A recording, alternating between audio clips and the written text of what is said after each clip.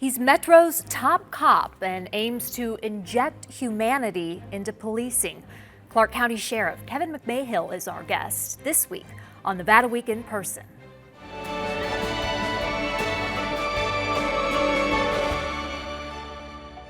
Support for Nevada Week in Person is provided by Senator William H. Hernstadt. Welcome to Nevada Week in Person. I'm Amber Renee Dixon, a 30-year veteran of the Las Vegas Metropolitan Police Department. He was sworn in as the 8th sheriff in department history at the start of this year. Clark County Sheriff Kevin McMahill, thank you for joining Nevada Week in Person. You're welcome. Thanks for having me, Amber. I really appreciate it. And thank you for bringing in your son. I found that interesting. I asked, did you bring him in because it's summer break? And your response was... Yeah, I get an opportunity. He just always wanted to know what I'm doing and how I'm doing it. And it's a day that I didn't get stuck in a lot of meetings. Got to come see some really cool stuff over here. And so brought him along with me. One of 5 children? One of 5, yes. And 2 grandchildren at this point. Now I have 2 Congratulations. grandsons as well, yes. How do you think that impacts you in policing, having such a big family? Oh, that's a great question. How does it impact me? I would say that it's really just sort of the same thing as when I look at this community as a whole. What caused me to run for sheriff after having retired is that, you know, I policed this community for 30 years. I love this community. It means everything to me. And being able to provide a safe environment to our citizens and my family members and your family members and you, it sounds corny, but it really matters to me. And I know how good American police can be, and I know that without the right leadership, I know how bad they can be. And so I chose to run to make Metro even better than it really is. Gosh, how big of a fear is that for you of the bad policing aspect that can happen? I'm not fearful of it really here. We've really built a strong culture over the years. We don't get everything right, and I certainly don't want to sit here and tell you that we're without our problems, but we tend not to make the same mistakes twice, and you know, leadership is really a critical component of driving American policing to where the people that we police consent to how it is that we police them. And so we're making a lot of headway. This is where we talked a little bit previously about the injecting humanity, right? When you talk about injecting humanity as a philosophy of community policing, I think when you look around the country, police chiefs and police departments have lost what it means to truly community police. So I wanted to simplify it. I just simply said that in all of our interactions, we will inject humanity. And people ask that question, so what does that really mean? I said, let me give you the example of George Floyd in Minneapolis. Kneeling on the neck of a man for 9.5 minutes is not acceptable in American policing or any policing anywhere. And he ends up dead. And then riots ensue across this great country of ours, and Shea Michelanis gets shot during one of the riots. And now one of my police officers is paralyzed for the rest of his life, and he will never be the same, nor will his family, because of the actions of the Minneapolis Police Department. But if we would have had one instance of one of those police officers injecting humanity to say, knock it off, that's enough, we wouldn't be where we're at today with all of those things. So it's really a relatively simple concept to recognize the humanity in one another first and foremost, and then treat one another in that manner. And that's exactly where we're going with the Metropolitan Police Department. You're also applying that philosophy to your own officers. Yes, I am. At your inauguration speech, you talked about implementing a wellness bureau. What is that and what's its status? Oh, this has been a really big challenge for me because most police departments, in President Obama's 21st century policing, that was one of the pillars, which is wellness. And what most agencies have done over the years is they've taken employee assistance programs, dressed it up and called it a wellness program. And that's not really what wellness is, because you have to understand, we have singular instances of trauma, like you could understand what it was that those of us who worked at 1 October felt and saw and heard and smell, but we didn't ever really recognize the effects of cumulative trauma on our cops. Hundreds and hundreds of homicides in my career that have been out on rapes, robberies, seeing victims at their worst, humanity at its worst. It starts to take a toll. And so I developed this wellness bureau now with the help of outside experts, because what I realized in a short period of time is we don't have the capacity to build true wellness, because there's people out there, mental health professionals, licensed clinical social workers, that know how to do this. And so I've hired them now, and they're building this for me. And I've intentionally taken it slow, because I have to continue to maintain the trust of the men and women of my organization, or they'll never take advantage of it. And so the focus is on heart, mind, body, and soul. But the beauty of this also is that it's really caught the attention of all first responders.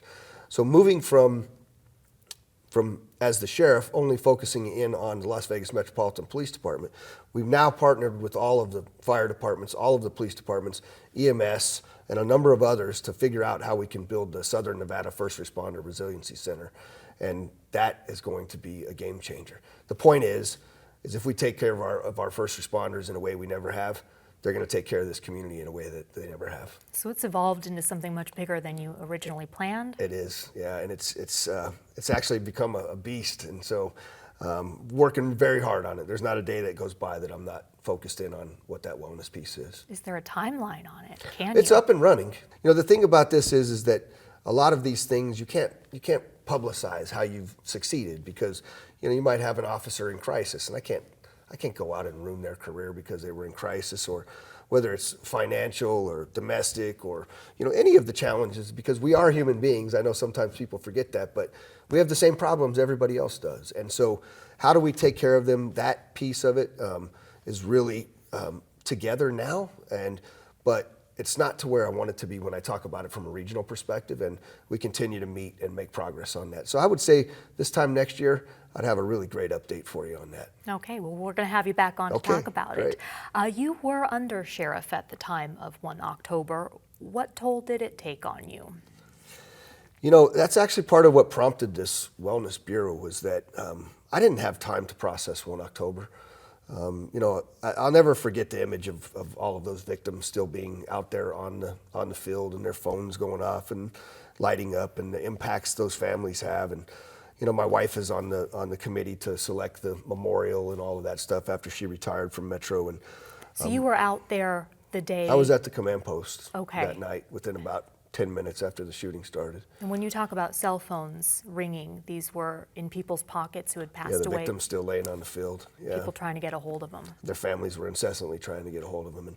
And what it did, though, was it made me realize that we, for too long in law enforcement, really in all first responders, but cops in particular, was that law enforcement leaders never recognized the impact that it took on our men and women. And so after I finally admitted that it had a tremendous impact on me, I realized that when I came back for sheriff, I had a responsibility to sort of change the narrative around that it's okay to not be okay, to seek help, and that mental health counseling and all of these kinds of things, family counseling, marriage counseling, they're not things to be embarrassed by. They're things to be celebrated and to continue to help us be grounded. We have high divorce rates, high suicide rates, high alcoholism, high all the things that you don't want to be high in. And I'm committed as the sheriff while I'm here to do something about that. On a little bit of a different topic, there was debate around whether 1 October was considered an act of terrorism. Now, according to your campaign website, you are a graduate of the FBI's Leadership in Counterterrorism program. Do you consider 1 October an act of terrorism? So I think what happens is people get mired into the true definition of terrorism, and part of the reason for that is it triggers federal response. And so there's political ideation and affiliation and attempt to change governments and all of that thing in the official definitions. I personally look at it like this, very simply: is did it cause terror? And I will tell you that this town was terrified. Our police and fire and EMS were terrified. Those 22,000 people that were in that box on that field were terrified. And so when I look at what terror is, I look at what people feel. And that also should be about how it is that we adjust our responses to these kinds of things. Because we see mass shootings all across the country, and there's not a lot of people identifying that as terrorism. And I think you need to sort of change the dynamic, because when you do identify something as terrorism, it brings a lot of other resources to bear. And I think if we start to treat these things like terroristic incidents that I believe that they are, that we can start to make some headway on some of this. This mental health addiction and homelessness that you've heard me talk about, that we use, the only people doing anything about that right now really is the police and fire department. And then the answer is to put them in jail. And by the way, incarceration doesn't fix mental health addiction or homelessness. So we have a responsibility as elected officials to do something. And we're starting to make a lot of headway on that. But once we really make a difference in mental health, I think we'll start to see some of those shootings go down as well. You told Fox 5 in March that you were bringing in counterterrorism officials to Las Vegas to prepare for the Super Bowl and Formula One. Was that the conference that was in May, the International Counterterrorism Conference? So that was the conference I was talking about. Yes, we had an unbelievably successful conference. About 635 individuals came in from all around the world. Media was not allowed. No, and part of the reason for that is not because it's secrecy, but it's because of the attendees that work in a lot of places that they can't be on television or they can't be recognized. So to continue to gather the kinds of people that are the frontline individuals that are fighting against terrorism all around the world, we just exclude media from that part of the conference. And so I know it's tough because I want to celebrate it in a way that I just can't because of the attendees of the conference. Well, how big of a threat is terrorism to Las Vegas right now?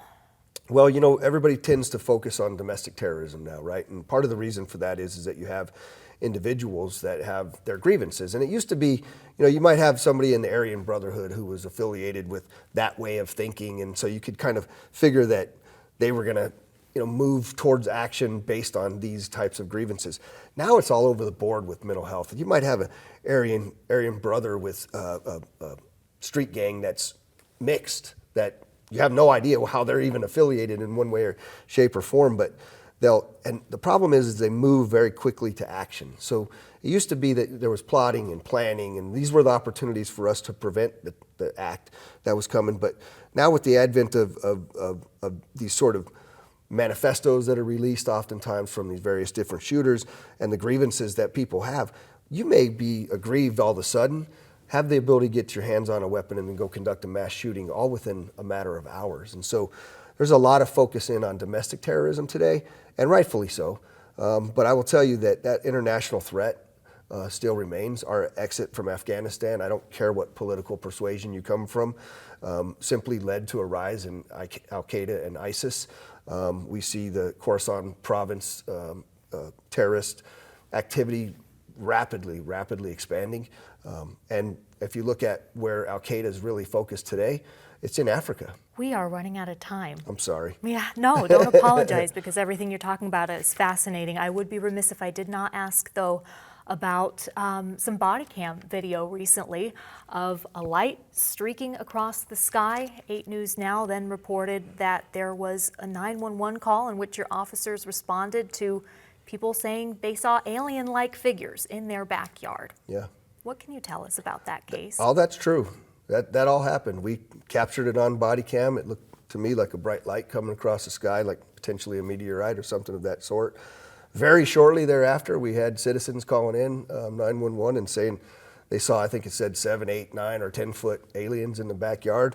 I really believe they believed what they saw at the time. I know our officers were dispatched out there, and I know even watching their body cam, they were kind of creeped out about how much those individuals really believed that it happened. Some of the aftermath of that, there were some cameras that were put up because there were some individuals. Metro put cameras up there because we were trying to protect the house and the individuals that were coming by. I've heard the stories of, blacked out sedans and federal government. If that's true, I haven't been notified of it by any federal agencies, and I've never seen it or had it reported to me by my individuals. I don't know what it was, quite frankly. The saucer shape that's in the backyard, it's an interesting, it would seem very small for a 7, 8, 9, 10-foot person to be able to get into an unidentified flying object. But listen, the bottom line is I don't know what happened. Do you believe in aliens? I do. I think the universe is too big for us not to have other life. Sheriff Kevin McMahill, thank you so much for your time and joining Nevada Week in person. For more interviews like this, go to vegaspbs.org/Nevada Week.